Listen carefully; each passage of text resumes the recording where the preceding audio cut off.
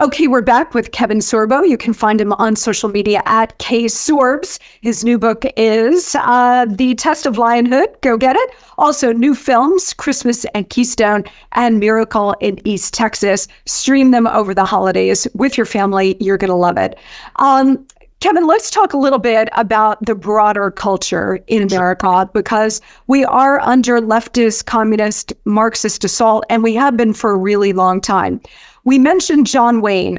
Those movies in the 1940s, 1950s, where men were men, right? Westerns, the spaghetti westerns and everything. But there was an overall sense in Hollywood, especially during World War II, but immediately after, that Hollywood, because of its cultural power, had a real responsibility to support America and the American people. That went out the window maybe in the 1960s, right, with the whole countercultural revolution. But give us your sense of when that change happened, how and why it happened, and how we got to this point.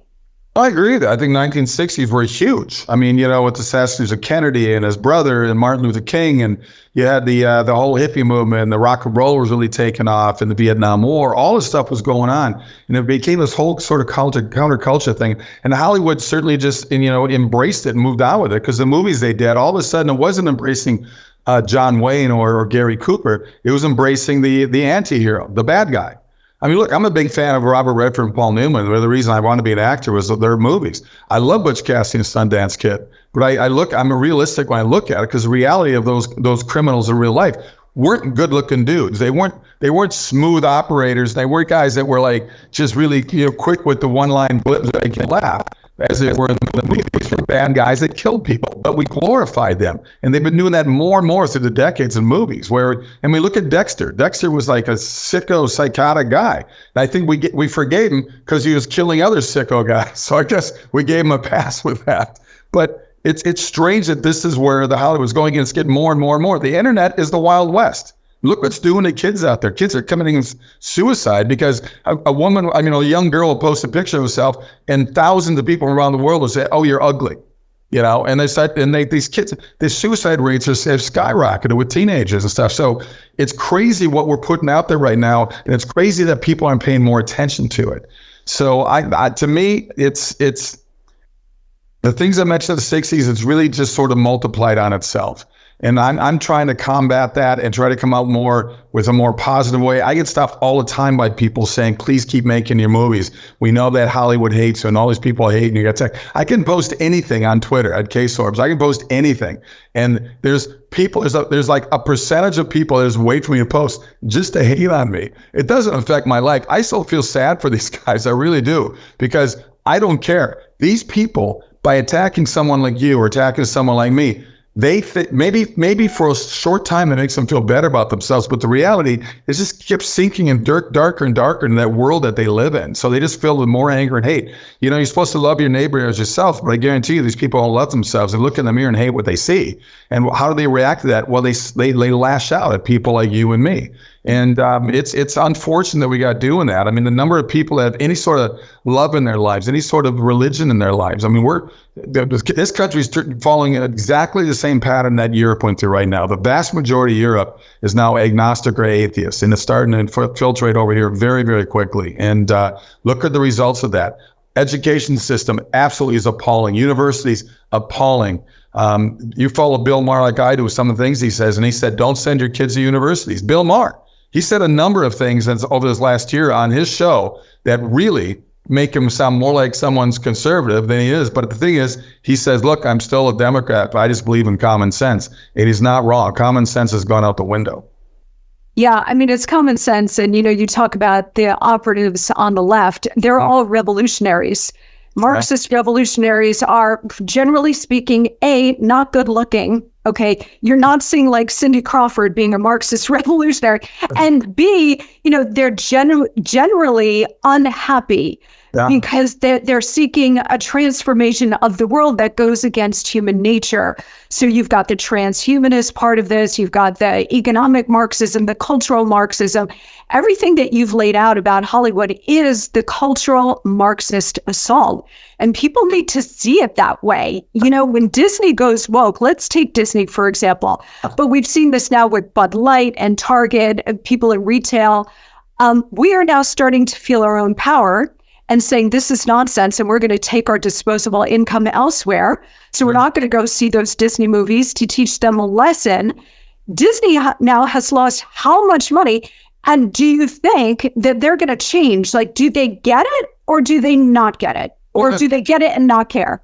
If they're going to continue the next few years losing $1.5 billion like they're losing this year, there won't be any Disney anymore. And trust me, Walt Disney is flipping his grave of what they've done to his name, because that's not what he would not have had this happen. There's no possible way to let this happen. And it's just what they're forcing down people's throats is just amazing to me.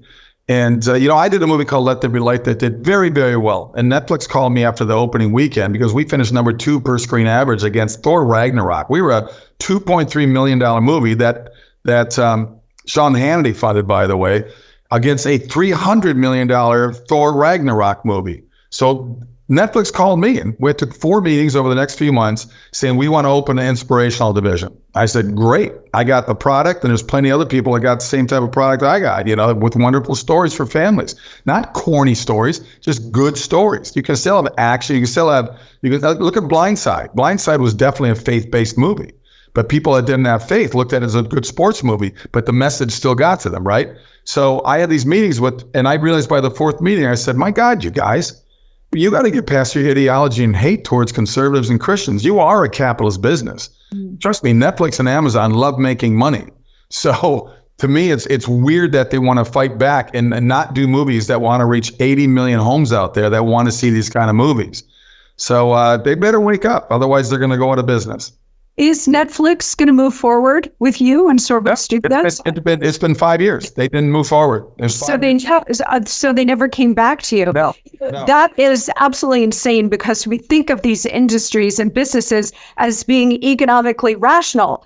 That, okay, they want to make money. They want to make sure their shareholders are making money and the consumer is taken care of and getting what it needs.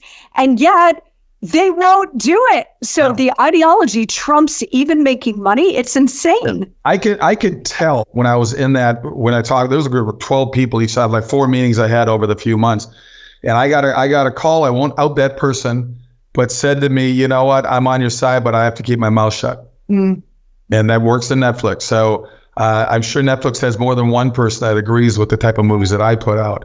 And they probably want to do it, but they got a good job and they don't want to lose it. And I tell you, I get people on movie sets all the time coming up saying, thanks for being a voice for us. Well, I'm here to wake up the lions. The sheep are going to be sheep. We need to wake up and not let government, and Disney and Hollywood use fear as their weapon, because they do. They love using fear as their weapon against us. And COVID showed that bright and quickly to all of us what they want to do. And people need to stop letting fear rule their lives. Yep. It's all about power and control for them. And you're exactly right. And the courage is, in fact, contagious. If they keep getting sucked at the bottom line, maybe they'll change. But in so many of these companies, Kevin, and you see it in the big entertainment companies, the inmates are running the asylum. Yeah. So even if you were to have, you were to have a conservative or at least a moderate, a common sense CEO, you've got all these millennial and Gen Z workers who threaten a major social media boycott, flash mobs on social media to boycott and destroy the company. And a lot of these CEOs are cowards and are just like, you know what, let me take the path of least resistance, put out the woke stuff, don't embrace the conservative or faith-based stuff and call it a day. Well, you know what? That day is long since past, right? It's too late to go down that route. Yeah, look at these big companies. You know who they are. These are big blue chip Dow companies.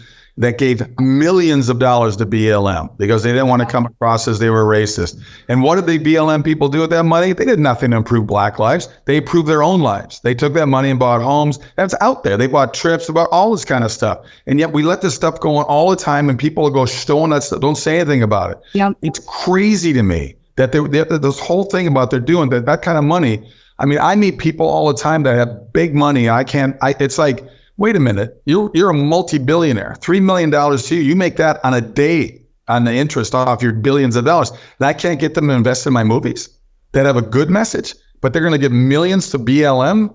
I mean, it's weird. You look what's going on in California. We left 5 years ago because they destroyed that state. And yet they keep Newsom in office. What is wrong with people? Look at San Francisco. Look at LA. Look at the crime. Look at these governors and these mayors that let people go into stores and steal thousands of dollars every day. Of course, businesses are going to move.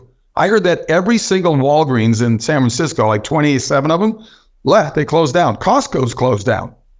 It's like, and they're mad at them leaving. Well, what choice is that? You can't keep a business going if you're losing $100,000 a day. It's crazy. Yep, that's it. And Chicago, too. I mean, Chicago, we're so Lightfoot and the crime and just the out of control nature of the city that they booted her, but then they installed a devout Marxist, somebody who's far worse than Lori Lightfoot. So, it seems to me, Kevin, that people have to hit rock bottom before they actually put their vote to the consequences of their vote. And maybe we're not there yet, but I think we're getting very close. Kevin, we're going to let you go and go back to playing golf and saving the culture. The new movie is called Christmas at Keystone. It's incredible, great holiday fare for you and your family over the next couple of weeks and beyond. And also Miracle in East Texas, a phenomenal, faith-based, just family-friendly film. So please see that as well. And the book, The Test of Lionhood, for your kids and adults alike on the gender madness and keeping kids as innocent as possible. Support all of Kevin's content, sorbostudios.com. Please, this is the only way we're going to change the culture and the country. Kevin, God bless. Merry Christmas. Merry Christmas, Monica. Thank you for having me on. I appreciate it.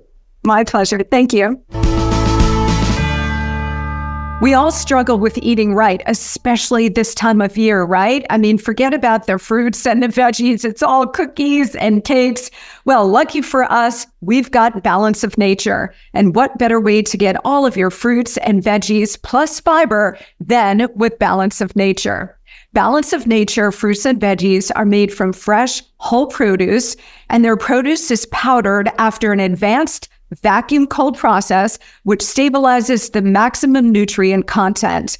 And their Balance of Nature fiber and spice is a proprietary blend of fiber and 12 spices for overall and digestive health. So join everybody who is on the Balance of Nature train. I've taken it. It is excellent. Start your journey to better health right now. Call them at 800-2468-751 or go to balanceofnature.com to get 35% off your first preferred order by using discount code America. Again, that's balanceofnature.com or call them at 800-2468-751 and get 35% off your first preferred order by using discount code America.